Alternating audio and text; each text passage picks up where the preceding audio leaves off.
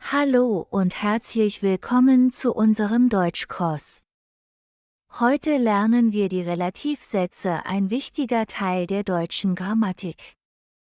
Was sind Relativsätze? Wie benutzt man sie richtig? Welche Relativpronomen gibt es? In diesem Video erkläre ich euch alles Schritt für Schritt mit vielen Beispielen. Lasst uns starten. 1. Was ist ein Relativsatz? Ein Relativsatz ist ein Nebensatz, der zusätzliche Informationen über ein Nomen im Hauptsatz gibt. Er wird mit einem Relativpronomen, zum Beispiel der, die, das, eingeleitet. Das Relativpronomen passt sich in Geschlecht, Genus, Zahl, Numerus und Kasus dem Nomen an, auf das es sich bezieht. Beispiel. Das ist der Mann, der mir geholfen hat.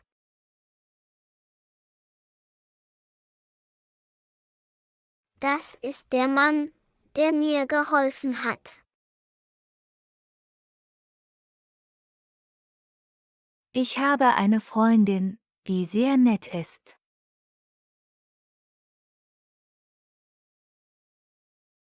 Ich habe eine Freundin, die sehr nett ist. 2. Relativpronomen im Nominativ, Wer-Fall. Das Relativpronomen übernimmt die Rolle des Subjekts im Relativsatz. Die Endungen entsprechen den bestimmten Artikeln im Nominativ. Genus, Numerus Relativpronomen. Maskulin, männlich, der. Feminin, weiblich, die.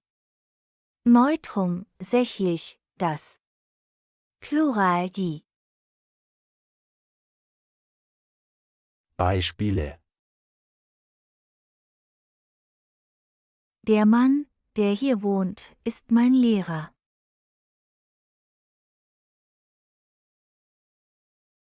Der Mann, der hier wohnt, ist mein Lehrer. Die Frau, die im Krankenhaus arbeitet, ist sehr freundlich.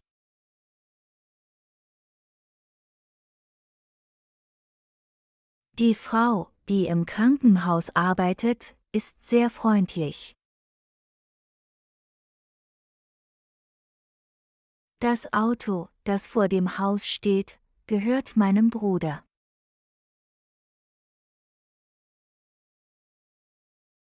Das Auto, das vor dem Haus steht, gehört meinem Bruder. Die Kinder, die im Park spielen, sind meine Nachbarn.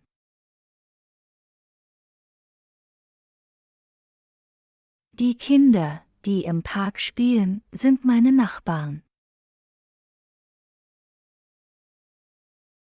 3. Relativpronomen im Akkusativ, Wen-Fall. Das Relativpronomen übernimmt die Rolle des Objekts im Relativsatz. Die Endungen entsprechen den bestimmten Artikeln im Akkusativ. Genus, Numerus Relativpronomen. Maskulin, männlich, den. Feminin, weiblich, die. Neutrum, sächlich, das. Plural, die. Beispiele. Der Mann, den ich gestern gesehen habe, ist mein Chef.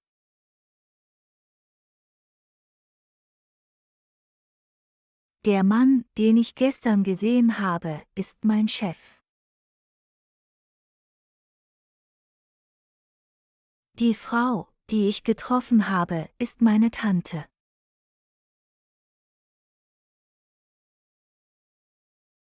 Die Frau, die ich getroffen habe, ist meine Tante. Das Buch, das du liest, ist sehr interessant. Das Buch, das du liest, ist sehr interessant. Die Schüler, die der Lehrer lobt, sind sehr fleißig.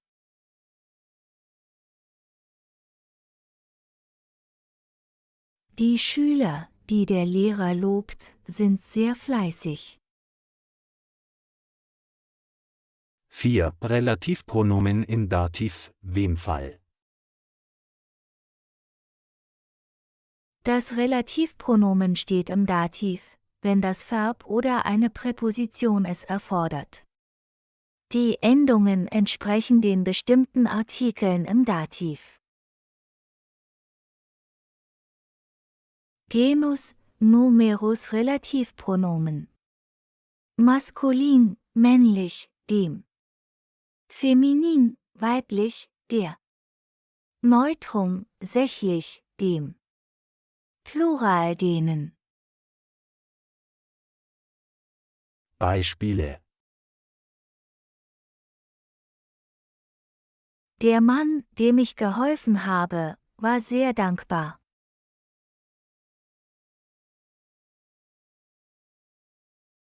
Der Mann, dem ich geholfen habe, war sehr dankbar.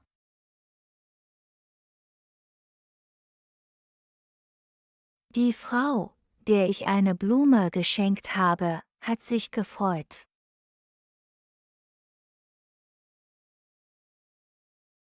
Die Frau, der ich eine Blume geschenkt habe, hat sich gefreut.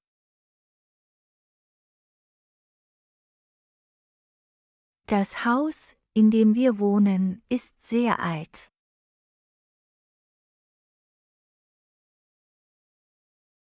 Das Haus, in dem wir wohnen, ist sehr alt.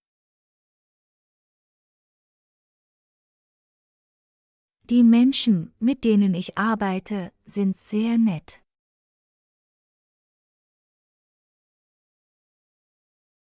Die Menschen, mit denen ich arbeite, sind sehr nett. 5. Relativpronomen im Genitiv, wessen Fall. Im Genitiv gibt es nur zwei Formen. Dessen für Maskulinum und Neutrum. Deren für Femininum und Plural. Genus, Numerus Relativpronomen. Maskulin, männlich, dessen.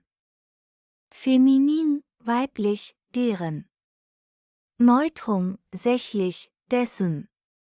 Plural, deren.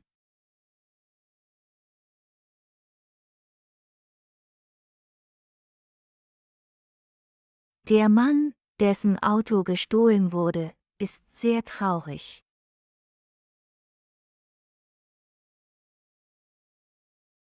Der Mann, dessen Auto gestohlen wurde, ist sehr traurig. Die Frau, deren Tochter sehr klug ist meine Lehrerin.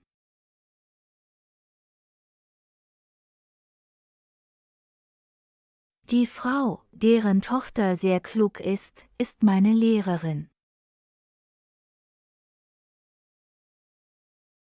Das Buch, dessen Autor sehr bekannt ist spannend.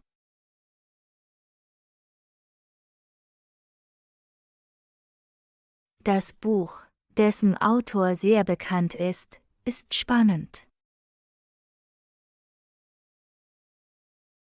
Die Kinder, deren Eltern im Ausland leben, vermissen sie sehr.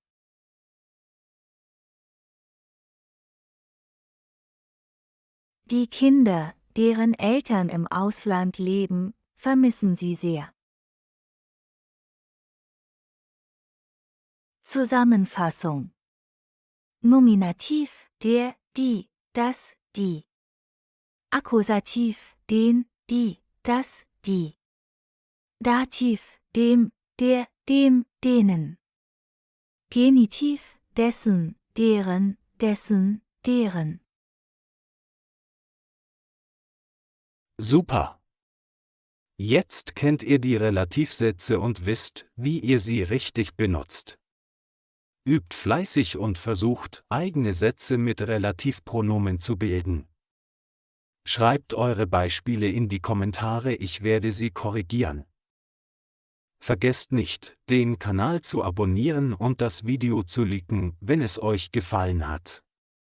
Bis zum nächsten Mal, tschüss und viel Erfolg beim Deutschlernen.